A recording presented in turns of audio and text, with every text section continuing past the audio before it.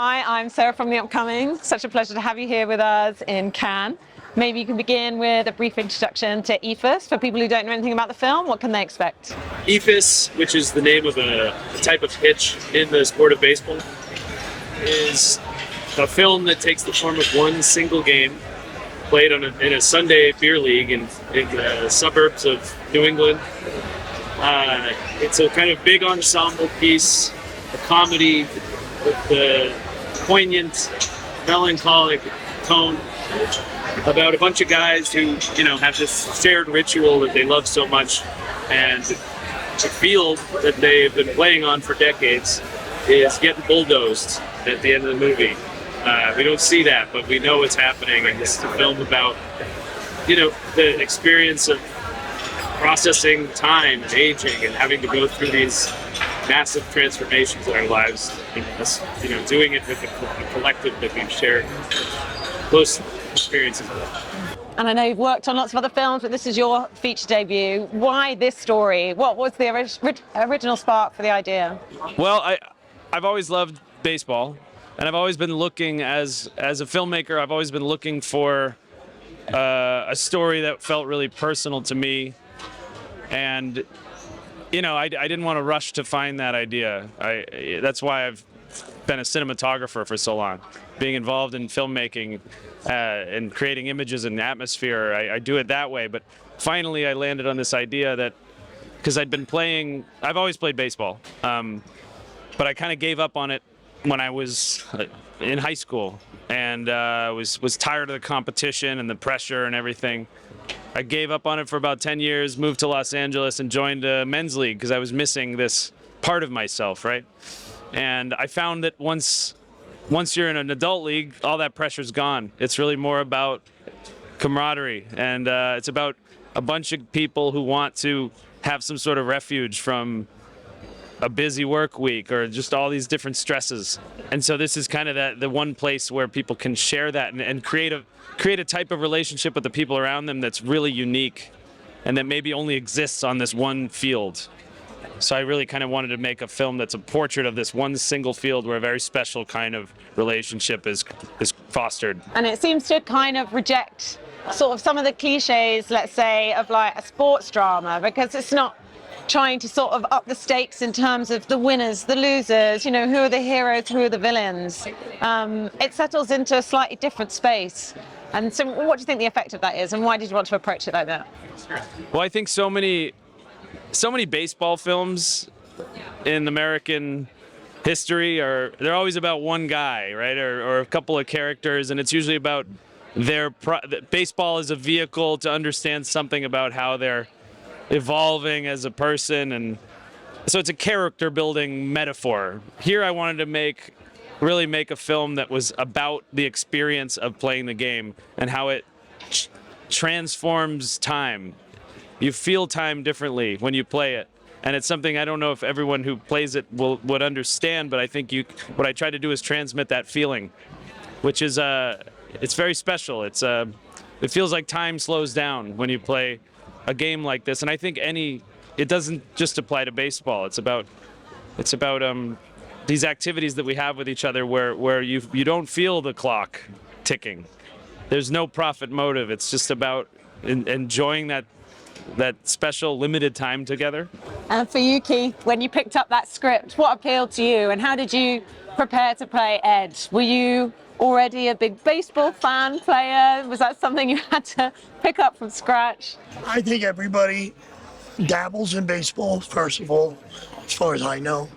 But yes, I did play ball. I was more of a hockey player, but sport is a sport, The competition is there, but there's also the connection that he's talking about. The whole thing with this film, when he called me, I was like, okay, I got my asthma pump, I'm gonna oil my new hip, and I'll be there, I knew it was something more than just baseball, okay? It was obvious, but I didn't know what it was. So I went up and I met him. I met the other side, right? The other team. Yeah. And I started to catch on, but I still wasn't really sure. He kind of cut us loose. He put us on track. He put us in a direction, and he just like herded us, and he let everything unfold. You know, Make sure you got the mic. he let it all unfold, and as it did, I started to realize this connection. I feel like I know these guys my whole life, and I flashed back to when I separated from hockey, how my life, and I never really looked at it till now, how it changed drastically. It was like a 10-year-old moving into a new neighborhood, a new school.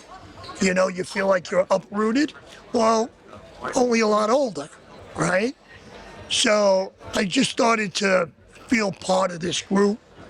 And, you know, it's a reckoning. It's like, I think everyone started to really, when they thought about what was going on, and the idea, okay, what happens when this last game, when it's over?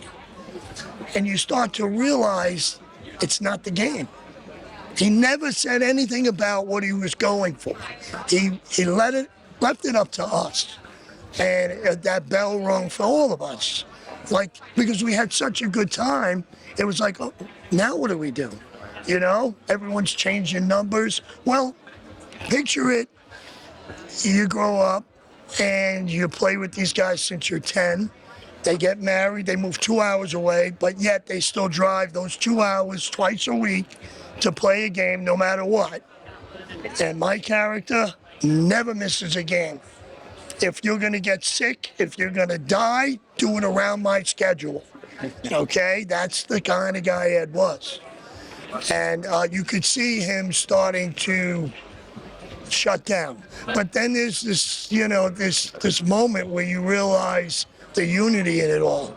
I mean, this game played a part in maybe saving some of us from even getting divorced, because we shared problems, we spoke about things, we knew things about their kids, whatever everyone shared.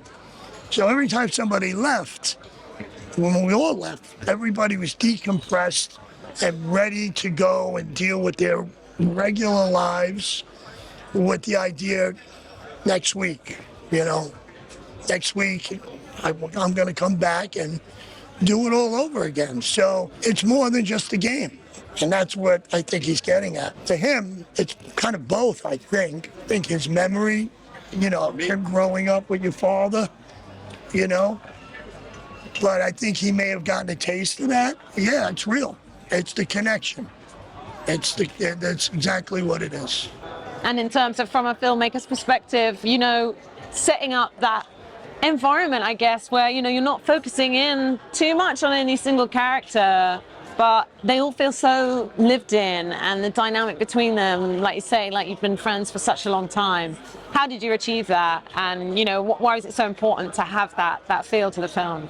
Yeah, I always knew that I wanted to get all of this big cast on the field together early on, well before shooting, so that you could just feel what it's like to go through the motions of playing catch, you know, running the bases.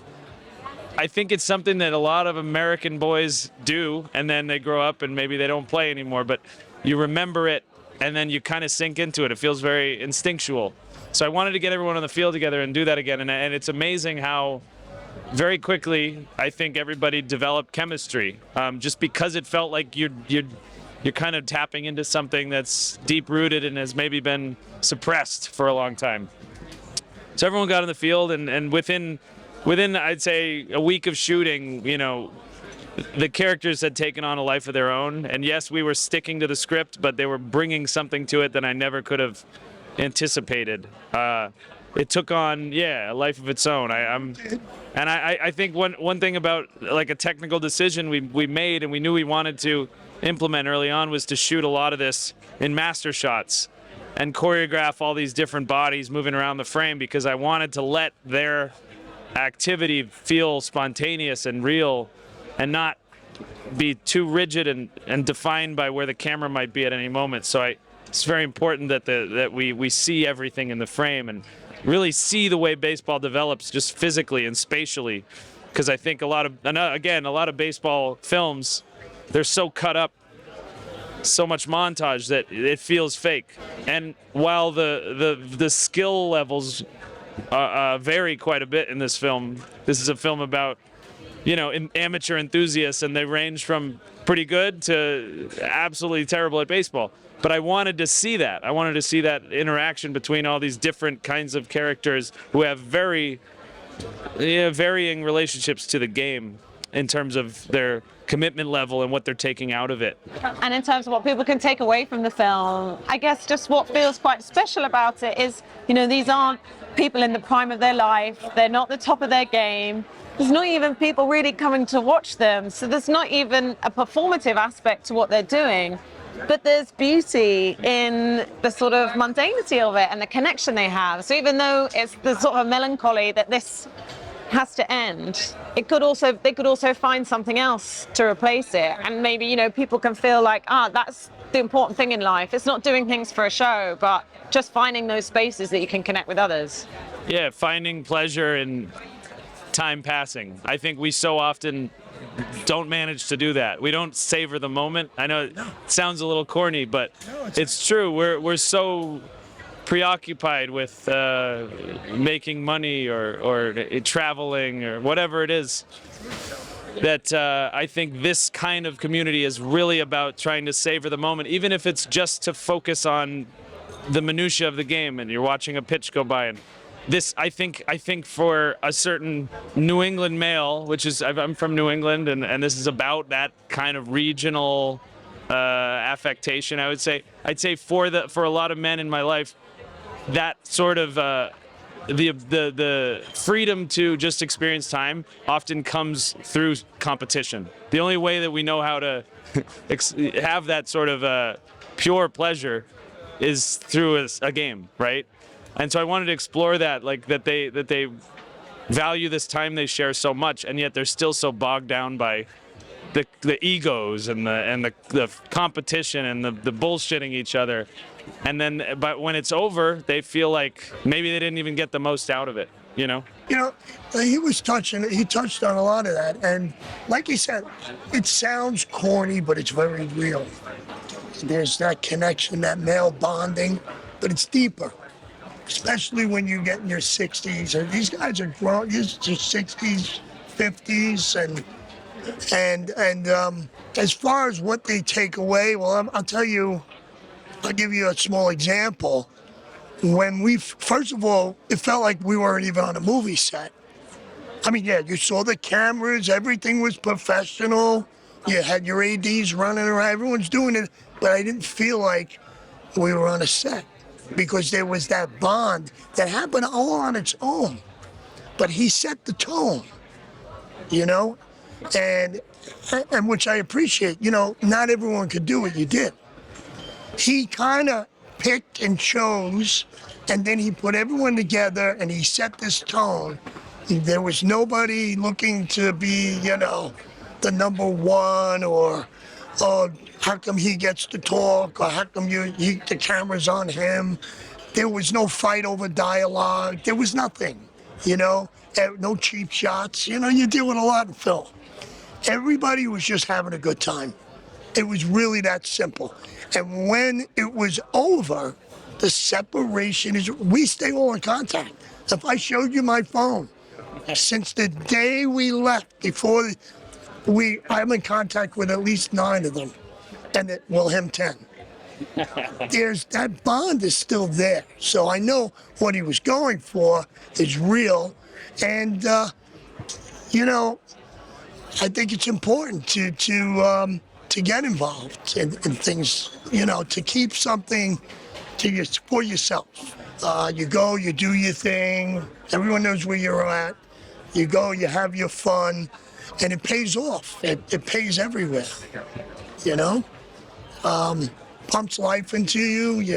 You feel like a kid for a couple of hours, a legend in your own mind, commentating to yourself as you're running around the bases. I mean, it's a grown man in a child world, but it's healthy. It was fun, and what he was getting at is real. Baseball is just not a game. It really isn't, and you brought a valid point. We didn't even have anybody watching, other than our wives or kids. who couldn't wait to go home. You know? But, you know, it's, again, like he said, it's always about a success story or something. This is just about a group of guys, bunch of nobodies out on the field having a good time. And everybody knows it's going to come to an end, but not this way. The rug was kind of pulled out from under us all at one shot, and the blow is real. You know, it's deep. So it's life-changing. Well, I'm out of time, unfortunately, but thank you so much for sharing all that with me. There you go, And handsome. really enjoyed setting the film here in Cannes.